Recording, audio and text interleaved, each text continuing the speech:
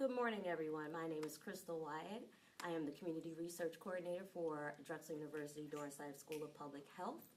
And I'm here today with Dr. Sandy Bloom to discuss our webcast toward a trauma-informed Philadelphia, challenges and opportunities from the City of Brotherly Love and Sisterly Affection. This webcast today is brought to you by the Mid-Atlantic Regional Public Health Training Center. And a couple of reminders for the webcast is that we will be getting to your questions towards the end of the webcast, so feel free to submit your questions and we will get to as many as possible towards the end. Dr. Bloom. I'm Sandy Bloom, and I am I am Associate Professor of Health Management and Policy at the school, Dornside School of Public Health, and the co-founder of the Sanctuary Model.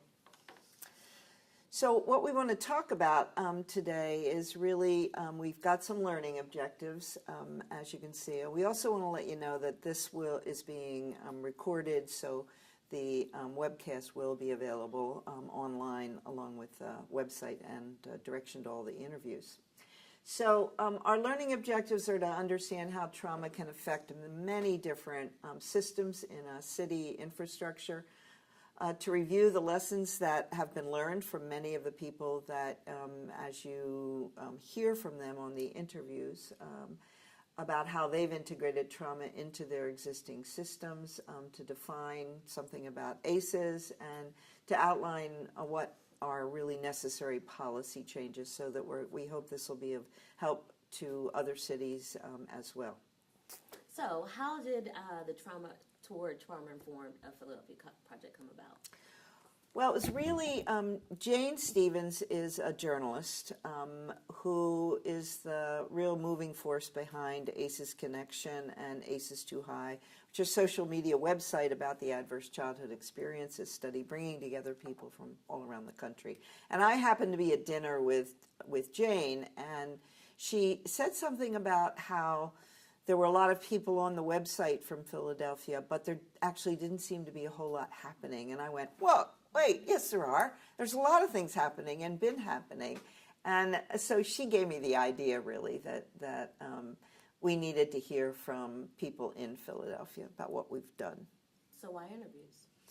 Well, there's a guy whose work I respect a lot. His name is Ian McGill-Chris, and he wrote that things change according to the stance we adopt towards them, the type of attention we pay to them, and the disposition we hold in relation to them. So as I was thinking about this, there is still a lot that we need to do in Philadelphia, but a lot depends on what we focus on, whether or not we look at things as being a glass half full or a glass half empty. So this is an attempt to look at the glass half full. And I thought it was so important because there are a lot of people in the city who have been working on this for 30 years. And it's time to celebrate a little bit what we have accomplished, even though we still have a lot of work to do. And I wanted interviews so that these pioneering people could actually speak for themselves, and to let everybody else know that are struggling with this enormous change, that systems change individuals, we know that, but individuals begin change in systems, and I thought we need to celebrate that. One of the lessons of trauma-informed care is that there's a long road to recovery, and you got to take rest stops along the way. And this is meant to be a rest stop, because trauma-informed care means major paradigm shifts for all of our human services and really for our whole society. And major social shifts like this are multi-generational. So many of the people who have started this whole ball rolling will not be around to see the long-term benefits. So in order to keep things going, you still have to stimulate hope, and that's what this is about. Right. So how did you choose who to interview? Well, the individuals that we interviewed are really just a part of my own personal network of connection with people over many years. And if we'd had time, funding, and opportunity, every one of them, of course, would have had their own network of other people. and we ran out of time and funding to complete even the list I had. So anyone out there who we didn't get to yet, stay tuned. We hope we're going to continue this project. So what questions did you ask? Well, the key questions we asked everybody, we tried to ask the same questions, although, of course, we elaborated on some of the questions as we were doing the interviews. So the main questions were, how did you as a service provider come to recognize trauma as an issue? What were the lessons you've learned so far? In your opinion, what are the necessary next steps that should inform public policy in Philadelphia? And if you look to the future, 10 or 15 years out, and tell us what do you think Philadelphia as a trauma-informed city would really look like? So what do you mean by trauma-informed, and why is it so important? Yeah, that's a kind of a changing definition, so I'll use mine, the one that I like, is it services that are grounded in and directed by a thorough understanding of the neurological, biological, psychological, social, and existential effects of trauma, adversity, and violence on individuals, families, organizations, communities, and societies. So that definition is quite a mouthful. Yeah. The definition has to be so extensive because we have a problem with the English language and many other languages, in that we're using the word trauma when we actually mean all kinds of damaging kinds of stress because of the way stress affects the body and the brain. So the way I think it's best to think about it is these three big divisions: relentless stress, which we mean it's also called an increased allostatic load, and it's things like poverty and racism and trying to do things by yourself and caring for people. That just are, the stress is never gone. You never get a vacation, you don't get time off. You're always adapting to difficult situations. Toxic stress we use to apply to children who experience adversity because of the impact on their developing brain. And traumatic stress is what we use to really define what everybody understands as traumatic events. Right.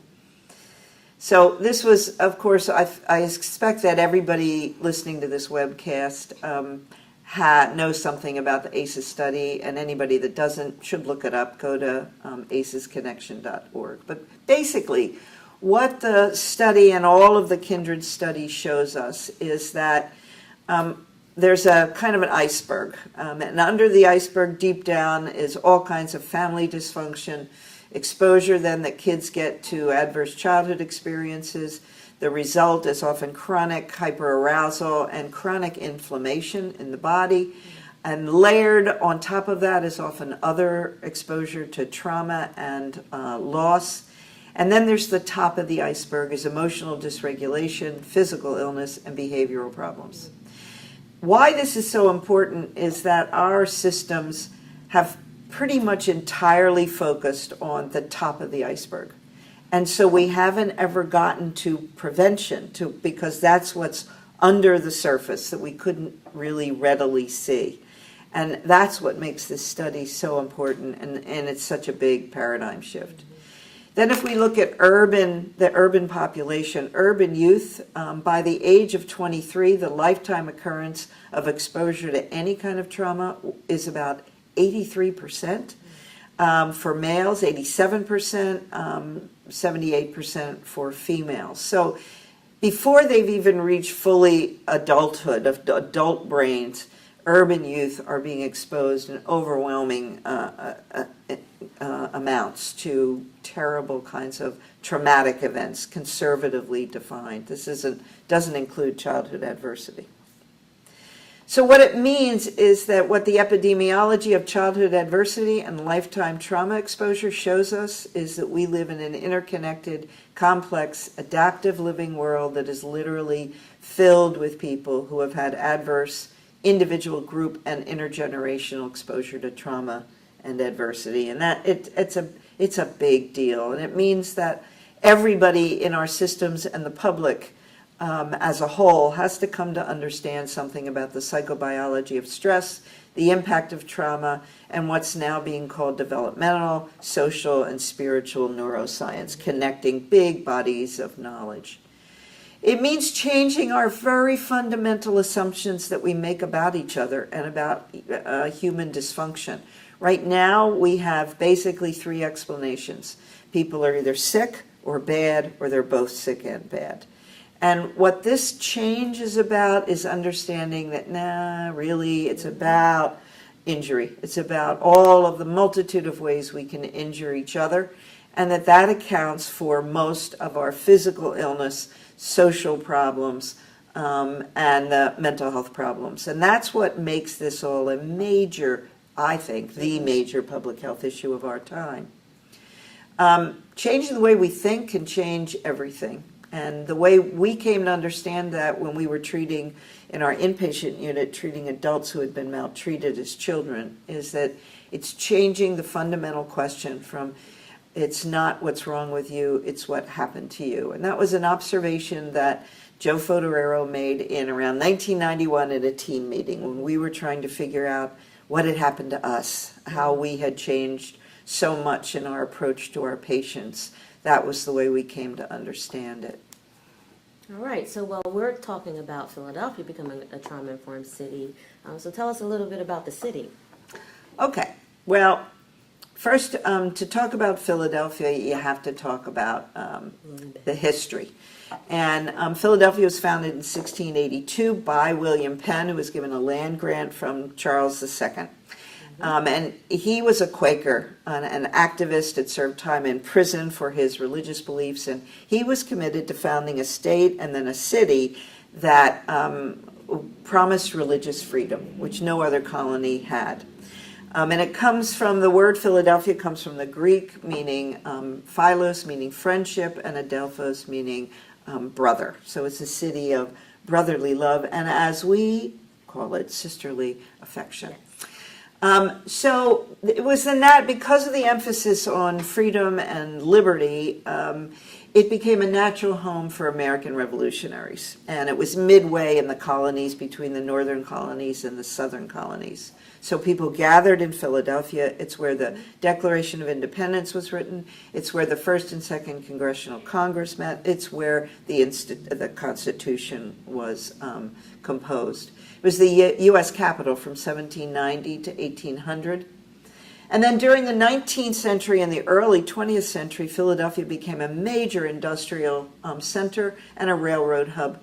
And it grew a lot because of the influx of European immigrants during that time. It is a beautiful city, full of history, and a city of first. So the first public protest against slavery back in 1688, the first library, first science institution, first dancing organization, first hospital, first medical school, first capital city, first abolition law, first success. First theater, first zoo, and first department store. And that's just a partial list of the first. So you come to Philadelphia and you are immersed in the country's history. It became a prime destination for African Americans during the Great Migration from 1910 to 1970. And by 1950, we had more than 2 million of the population. But then there was an erosion of pretty much everything during the second half of the 20th century, with the decline of industry, factories leaving, going abroad, unions, and suburbanization, all really putting Philadelphia pretty much where we are today. Right. It is an exquisitely beautiful city. We have the largest landscaped urban park in the world. Over 9,200 acres of trails, woodland, and wetlands, so it is very, very green. And we have more outdoor sculptures and murals than any other American city, thanks to the amazing Philadelphia Mural Arts program.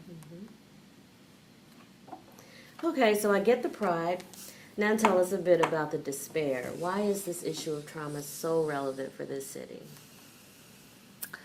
For those who may be watching who are geographically challenged, there's Philadelphia over there, all the way on the northeast coast, and New Jersey is next to it.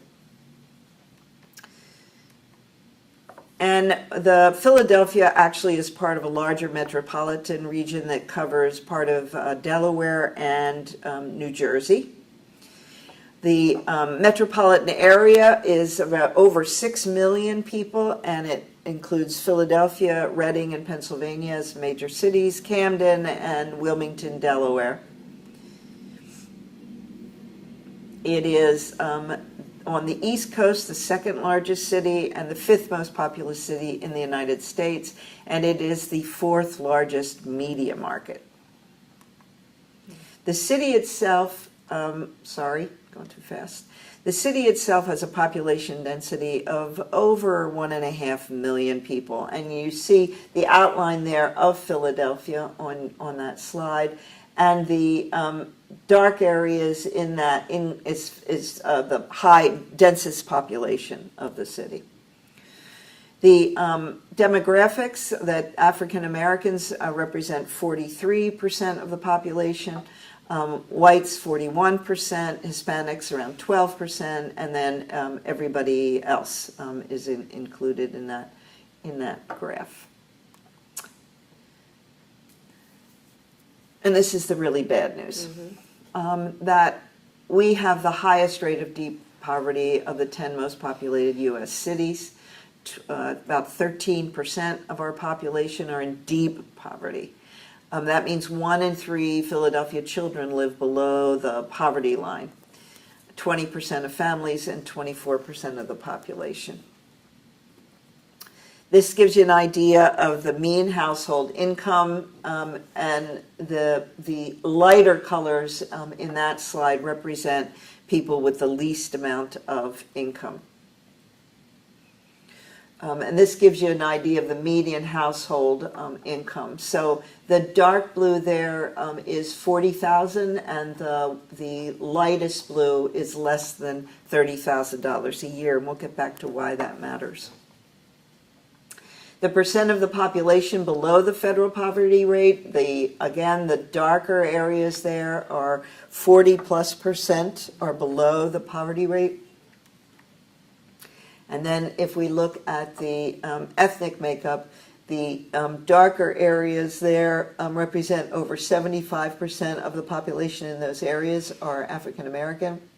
And the next color blue is 50 to 75% are African American. So I put these in so that you could visually see the overlay of the challenges that people face who are already exposed to the relentless stress of poverty and multi-generational racism.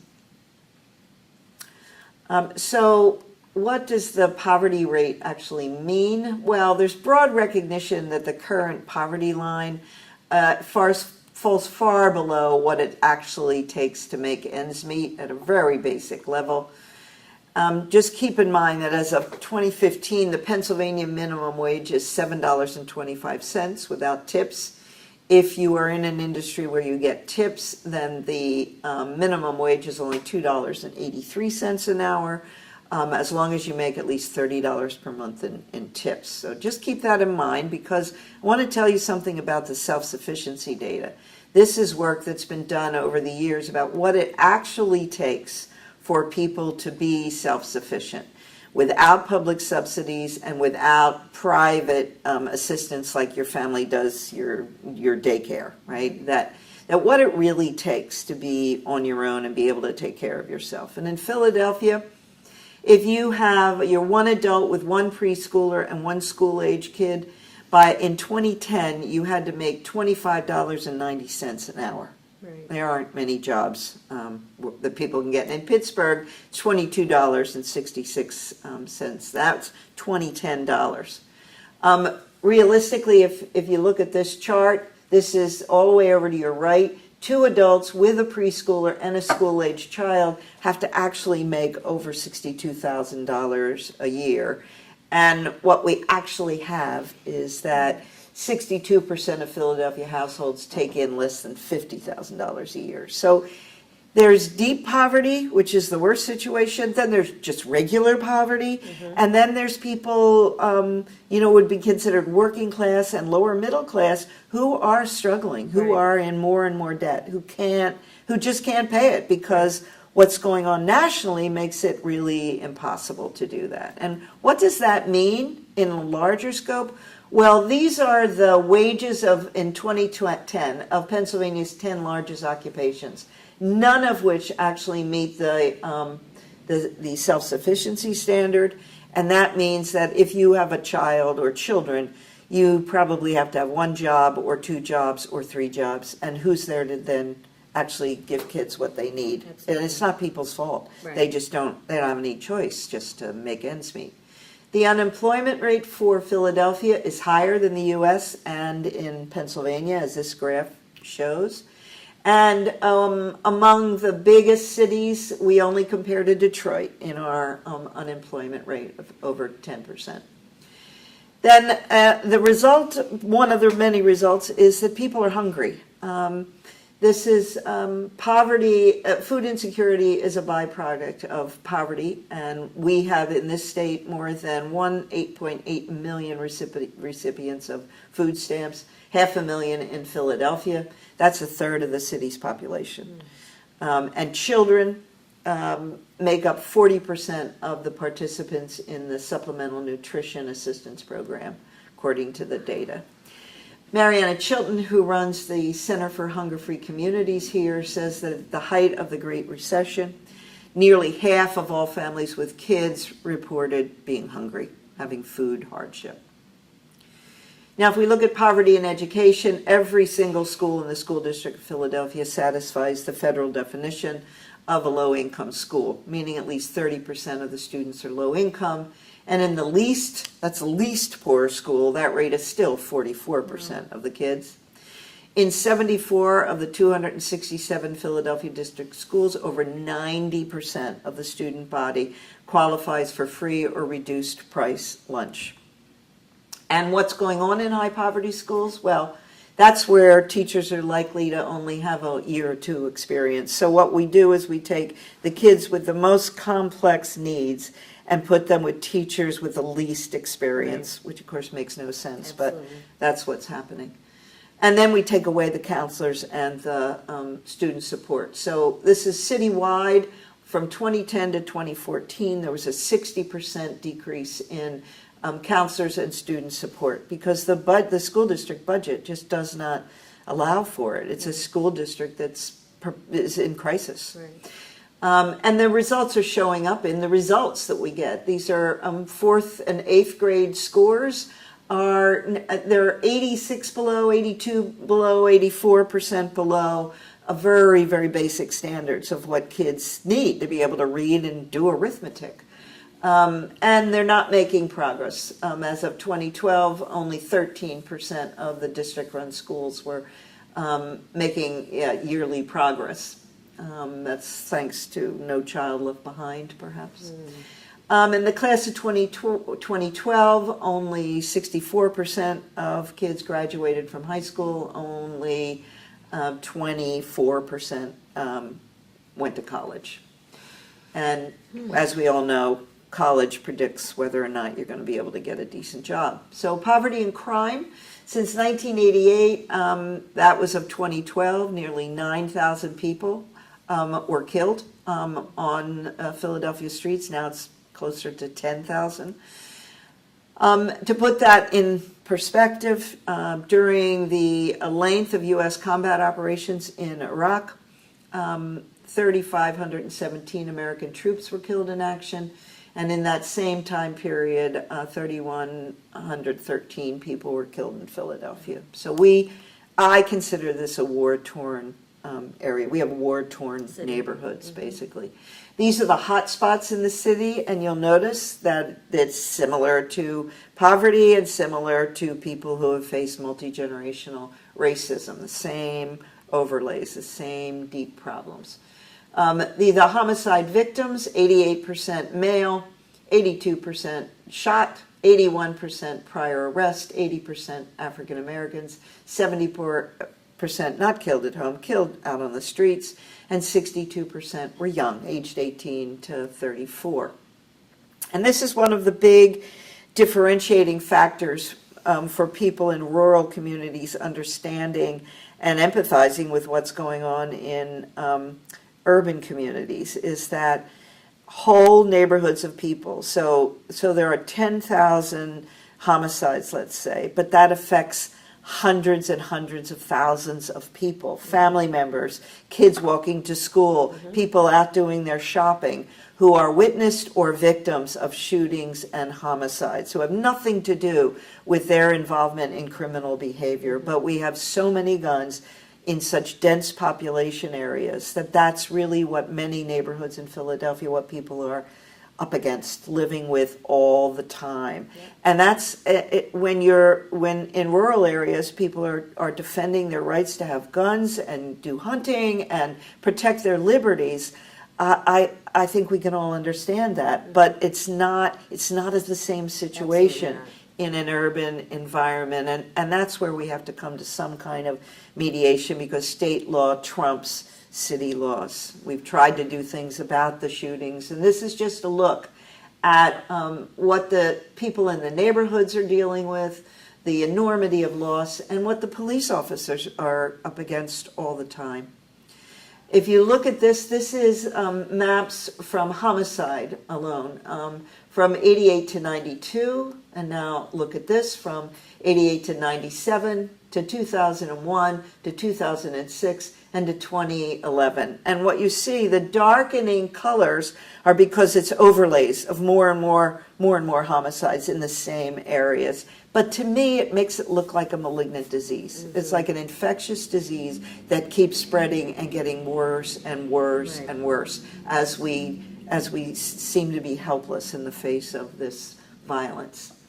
And then if we look at interpersonal violence, what goes on more in the home, 911 calls per year average about 100,000 complaints about domestic violence, and more than 13,000 protection from abuse orders every year.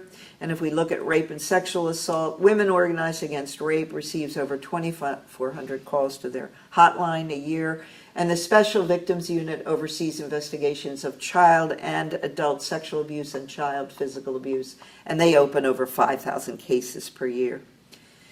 Well, we did a study to build on the ACEs study. We have an ACEs task force in the city that includes lots of people, and it's been going on for several years. And along the way, we did an ACEs study, and it was a collaborative effort of many of our facilities, piggybacking on a Public Health Management Corporation survey.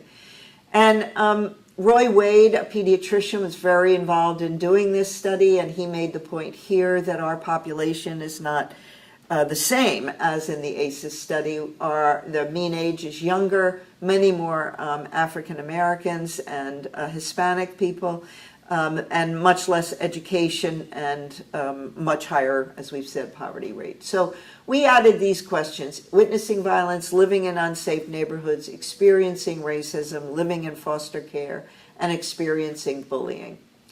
And what we found is that many of the traditional ACEs are more prevalent in an urban environment, and often things that are associated with increased poverty: emotional abuse, physical abuse of children, substance abusing household member, living with physical neglect, witnessing domestic violence, having a household member in prison. All were elevated compared to the original study. And then when we looked at the overlap, only 17% had a 0 ACE score, and 50% had one or more conventional ACE and one or more expanded ACE. So we have a very exposed population. And then if you look at, we know from the ACEs study that 4 or more appears to be some kind of a break point. And if you look at, from our study, where the 4 or more zip codes were, they are in the same areas that we have seen in the other slides. So in Southwest Philly, in North Philadelphia, and then in West Philadelphia. So These areas, the dark parts, are where 22% of adults are unemployed, 46% of people live in poverty. The life expectancy for males is decreased compared to the general population. We have kids that are not doing well, and the homicide rate is 30 to 40 deaths per 100,000. So it's the same issues that just don't get fixed. Wow. So given that there's so much to be addressed, what progress have we made and how did it happen? Yeah, I did a timeline actually, and I've circled, and I'm going to emphasize the people that we actually interviewed. And by the 1990s, me and Joe Fotorero and Ruth, we specialized from 1991 until 2001 in treating adults who had been abused as kids. And we learned a lot about trauma, and we started talking about it to everybody who would listen. And at the same time, CCTC, Children's Crisis Treatment Center, that's Tony Valdez, were already focusing on trauma treatment, and Frank Cervone had started the Support Center for Child Advocacy, providing lawyers for child abuse cases pro bono. And Ed Nafoa was beginning to develop exposure therapy. By 1995, trauma theory was really being better articulated. I was president of Physicians for Social Responsibility, and we were focusing on domestic violence and violence in the city. And we started training, again, anybody that would listen. Mm-hmm. Carol Tracy was already in charge of the Women's Law Project, doing a lot around women's issue, working with women's substance abuse programs and issues of doing litigation for survivors of sexual abuse. And she had me do a lot of trauma training. Kama Cartel-White was at behavioral health, the part of the behavioral health system, which is the Behavioral Health Training and Education Network. She started this Cycles of Violence trainings, and over 20 years they have trained thousands and thousands, probably 20,000 people around Philadelphia in trauma theory, TREM, and around vicarious trauma and self, and a whole lot of other trainings. Then in 1997, one of the interviews is with Captain Altavi's Love Craighead, who was a police officer back then, and she lost her brother Amir to homicide, and she and the rest of her family created Every Murder is Real to provide support to community members. We were doing radar trainings for medical schools, and wrote the first book for PSR that really focused on violence as a public health issue. It was in 98 that the ACEs study came out. In 99, we did a whole statewide task force on DV. And that was when we started a trauma study group at Friends Hospital, which brought in a lot of clinicians, people struggling with, wow, what are we going to do with this? What does trauma treatment really look like? And the newspaper started focusing on things like rape scandals. In the 2000s, we just kept it up. The Institute for Safe Families, we kept doing, we became the Institute for Safe Families and started doing a lot of domestic violence training, using trauma theory as a basis. Kenny Ginsberg was a pediatrician who was involved, and he started writing and speaking about resilience. And then 9/11 happened, of course, and that increased trauma understanding, I think, pretty much everywhere. In 2002, Estelle Richmond, who served in local, state, and then federal government, asked the Women's Law Project to do a report on the unmet needs of pregnant and parenting chemically dependent women in Philadelphia. And Carol asked me to do the literature review, and I called it the PVS disaster, poverty, violence, and substance abuse in the lives of women and children. And our conclusion was that Philadelphia's Health and Human Service delivery system does not address the specific needs of women, does not integrate the linkage of trauma, violence, and substance abuse and service delivery, lacks cross-system training, and fails to fully comprehend the long-term needs of families affected. And the key recommendation was that we had to create a trauma-informed system of care. In 2004, Arthur Evans became the director of the Department of Behavioral Health, and he came here prepared to really focus on trauma transformation within the whole behavioral health system. And a lot of people started meeting together to start talking about this. Dr. Nicole Vaughn was here doing community-based research, and she was working on health equity in one of those really endangered areas of the city, the Southwest. And the Sanctuary Institute started doing training for the Department of Behavioral Health, Office of Supportive Housing, and the Department of Human Services in 2005. And it just kept going. We kept in 2007, Health Federation created Multiplying Connections Initiative, which connected large numbers of people with each other who were working in all different kinds of setting, and they developed training curricula and core competencies for trauma-informed practice for young children. The Center of Nonviolence and Social Justice here at Drexel started then, and we started Healing Hurt People, an emergency room-based program. In 2008, we just kept going. The Institute for Family Professionals started training thousands of people in trauma, including teachers, early childhood specialists, and clinicians. John Rich wrote his book, Wrong Place, Wrong Time, Violence in the Lives of Young Black Men. The Department of Behavioral Health kept moving on what we were doing. We started doing family court training. We did major conferences. One was really the first conference on corporal punishment. We had Jeffrey Canada come. And Healing Hurt People became one of the bases of the National Network of Hospital-Based Violence Intervention Programs. And we kept training in Sanctuary, and United Way brought Bruce Perry's neurosequential approach to clinicians. And Healing Hurt People, that was Ted Corbin? That was Ted Corbin, yeah. Okay. I think Ted's picture was earlier. Ted Mm-hmm. Corbin and John Rich. And Scattergood funded several conferences with the Dart Center for Journalism and Trauma based in New York to really get more journalists on board. And the Inquirer, Philadelphia Inquirer, kept the pressure going on the schools and on child welfare. The Office of Supportive Housing started training shelters. Shelter people started meeting regularly together and brainstorming. The Mastery Charter Schools began developing a trauma-informed approach to education within the Philadelphia system. And Scattergood funded a public television person to really cover behavioral health. By 2013, Philadelphia University had started a master's program in community and trauma counseling under Dale Michaels and Jean Felter. And the U.S. Attorney's Office became very involved, and under Zane Memiger and Executive Assistant Robert Reed, for presentations to the Third Circuit judges, to our satellite broadcasts, to the whole system, and also we're doing significant reentry police training and youth court work. And the Health Federation took over the ACES project in 2014.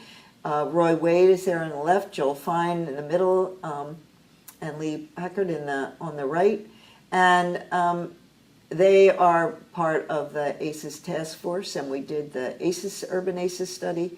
And then Sandy and Stephen Shelter built a new health clinic, a federally qualified health clinic, with Patty Garrity as a director, and they are doing trauma-informed integrated health care.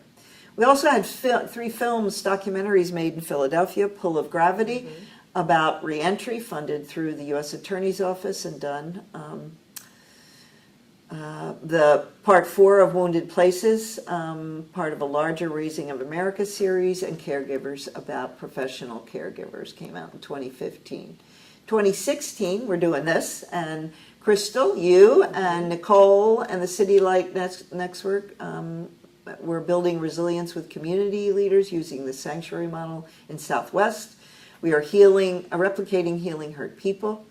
One of our local judges at the Court of Common Pleas, Dr. Judge Ehrlich, arranged for judicial training in trauma theory for the criminal court. The Center for Hunger-Free Communities got funded to use Integrate Self and financial planning. And Nunez became the professor of medicine is a professor of medicine, became the dean for diversity, equity, and inclusion at the medical school. And we've been doing a project in Strawberry Mansion that's called SMASH, a Sanctuary for Hope, funded through the U.S. Attorney's Office with Michael O'Brien as the facilitator and Dan O'Brien down there on the right representing the city, and Robert Reed representing the U.S. Attorney's Office, and the Widener School of Social Work doing the research.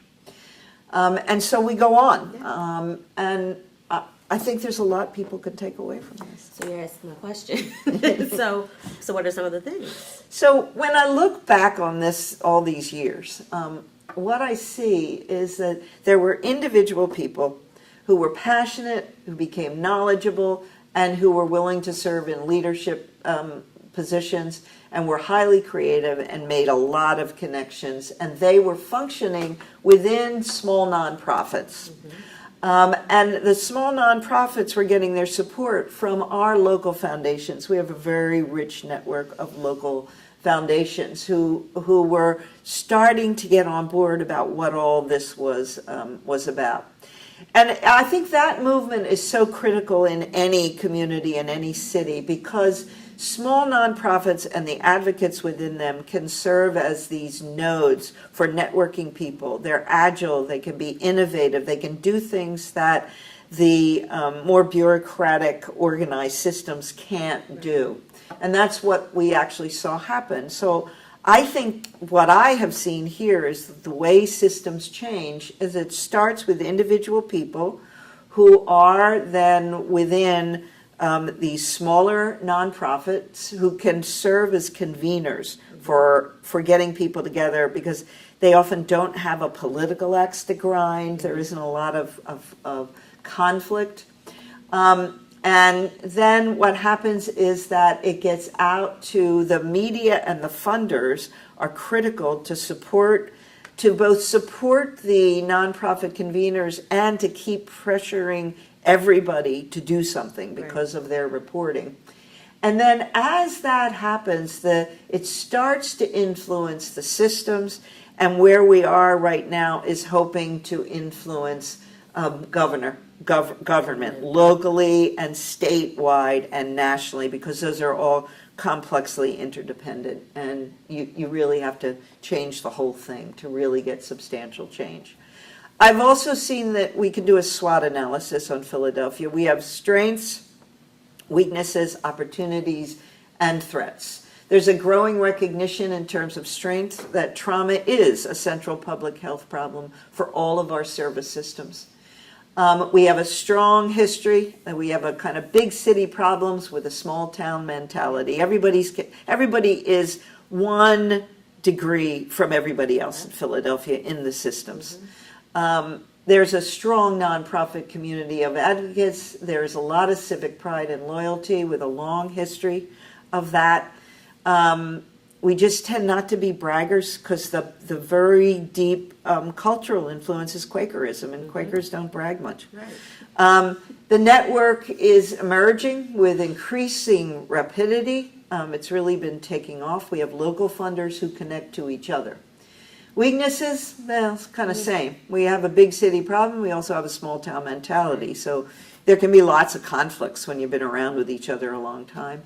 There's a long history of a racial divide. It goes way back, that, as you can see from the map, still really exists. People don't, we have a couple communities that are some of the oldest integrated communities in the country, but not, you wouldn't say that for the whole city. Right. Every system has its own reasons for resisting trauma-informed change. It's really hard. The school system is in chronic crisis. There's little technological integration. The economic crisis continues unabated for those who live in poverty, which is half the population at least. There are problematic statewide divisions, urban divisions, and between urban and rural areas, and there's an unstable national political situation. The opportunities, we do have systems, we have infrastructure, and everybody's getting sick of the violence. There are many advocates of several generations in place. We're a major teaching center, so young people often stay. There are local funders. There are local media has significant interest in our issues. There's the change in healthcare that has occurred, and there is enough knowledge around about trauma, adversity, and toxic stress to provide a shared value system for widespread changes that need to occur. Threats, the economic situation. There are significant class, race, geographic, and political divisions that really get in the way of positive change. We have repetitive crises that distract from a long-term vision. We have not enough leadership, and then many of us are aging out, and not enough succession planning. And there are countervailing social forces in the state and the country around gun control, around the prison industrial complex, around a justice system that has historically been retributive, and an increasing impoverishment of the middle class tax base. So I think that ACEs is the most important public health issue of our time, and I hope that this explanation has given some hope to other urban areas, that there is hope. We've got a lot of answers. We now have also better questions. We have to take the long view, and we have to accelerate change. We need integrative, innovative public health approach to all services that integrates mind, body, spirit, and environment. That means focusing on everybody, at-risk populations, and those already integrated in all of our systems as pillars, basically, of what a shared understanding and a shared value system is all about. And I think about those three levels of public health: primary, intervention, secondary, and tertiary, as really what it means to have a trauma-informed community. So I think we need to broaden our definitions and have universal knowledge for everybody in any area and nationally. We need secondary responses that make our systems more trauma responsive for the people who work in them and the people that are served in them. And then we need good treatment, trauma-specific treatment for those most affected. After all, I think there's really, we get to decide this. We as a people get to decide this. We decided in World War II to have a Manhattan Project to create a nuclear bomb. President Obama just visited Hiroshima. And if we could do that, couldn't we have a Philadelphia Project to save the lives of our kids and future generations?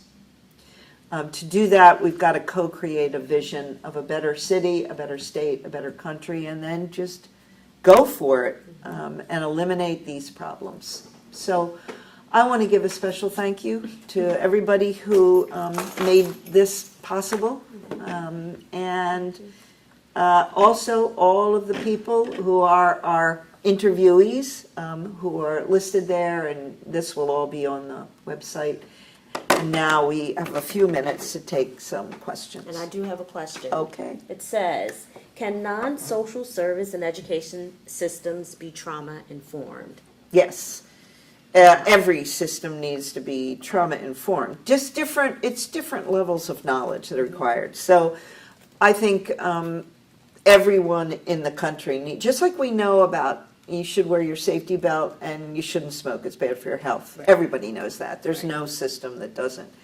We have now, national anti-smoking laws, right?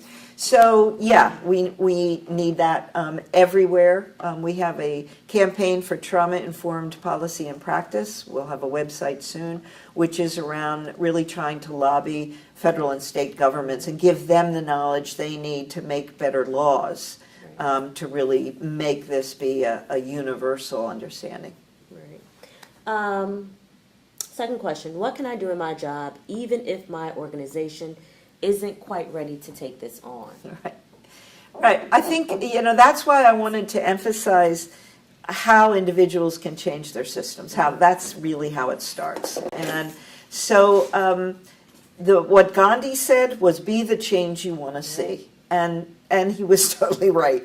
That what you can do within your own system is model what you believe in and then be able to articulate why you do, what needs to happen. And one of the challenging parts of being trauma informed, and for me, using Sanctuary, is that how challenging it is to hold yourself accountable to the values that you want to embed in the system and be a role model for that. It's difficult, but it's really worth it. All right, I agree. Will you be doing any follow-up to this project?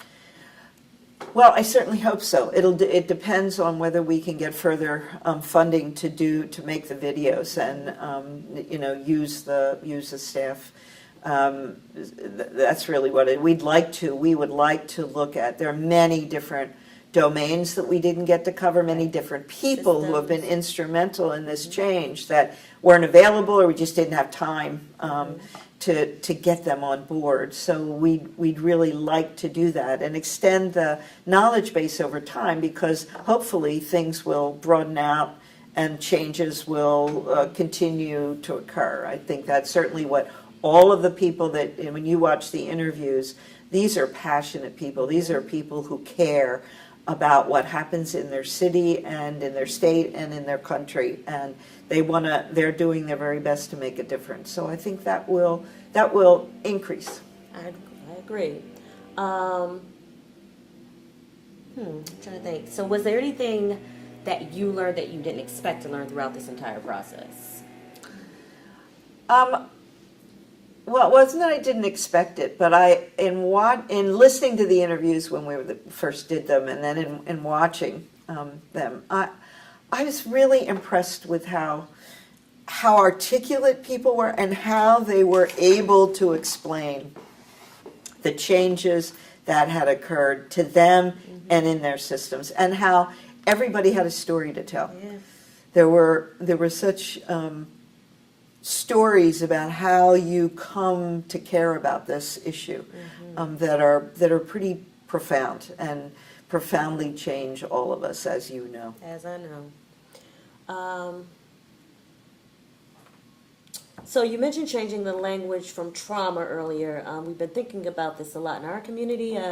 Do you have any other suggestions in terms of using stress instead? Yeah, it's really a problem because we don't have a word in English that actually really would constitute what we're talking, probably because it's new. Right. And there hasn't been a word yet. So we're using trauma-informed, and it can be misleading. Right. Because when people think of trauma, then they think of 9/11. They don't think about all these other things. Or physical trauma, right. So we don't have a better word, and the problem with stress is, as a word, is that, people will say, oh, my hair didn't turn out, and so I was stressed, and it's so casually used now that it becomes really difficult to focus on it as what it is that we're talking about. So if anybody out there has a better word, please let us all know, because we need to do something about the language. But it's carried us so far that you also don't want to confuse people. So that's why I just spend time explaining it all the time. Right. So I have another question. You mentioned the campaign that's going on for trauma at the policy level. Right. Is there a issue with that in terms of the policy folks understanding that trauma is not just veterans, but it's community level? Exactly. trauma? Yes, exactly. So CTIP, which is what we're calling ourselves, this campaign, is really we've got people involved, legal folks, people who know how to lobby and how to present information to staffers and members of Congress, so that they can get it in a short period of time. That's a pretty profound issue that we know from Jonathan Pirtle's studies, that the attention has really focused nationally and at a law level at veterans and PTSD, and there's actually relatively little understanding that there's a huge problem around civilian forms of trauma that we referred to here. So that's what we're going to try to get a much wider understanding of what this is really about. And yes, it certainly applies to veterans Right. who have been in combat, many of whom have been exposed to adverse childhood experiences as well, And many of them and are other coming- kinds of trauma. And are coming back to those communities. And they're that coming back to those are high who have, dense. right, exactly. Many of them come out of poverty, and they're going back to those situations where they're getting triggered all the time. But those are the places where people live all the time. And kids are growing up trying to contend with being chronically hyper-aroused. And all that means on a physiological level. I think that's what's so important to emphasize, is that we're talking about the body and the brain, and the things that are not people's choice as to how they're going to respond, but that are normal ways the human being responds to overwhelming fear. And to create environments where kids grow up with that is toxic, and we know that. We know more and more about just how toxic it is. Right. So, my final question before we talk about the webcast that's going to debut in a moment. What do you think people can take away from the videos that they're going to see? I hope they take away hope, and that they can play a role. I think part of when you think about or you know all this, you can get stuck in a place of learned helplessness. And what I want people to see is, these are things we can choose. We can choose as a people. We can advocate for change, and we can successfully bring about change, but you have to have a long view. You can't think it's that you're going to instantly see results. You have to do what you can, join with others, and then keep it moving. That's right. It's about collaborating. So I think we're going to wrap up now, and remind everyone, that the link is on the website, and it will be available right after we're done here. Any final thoughts?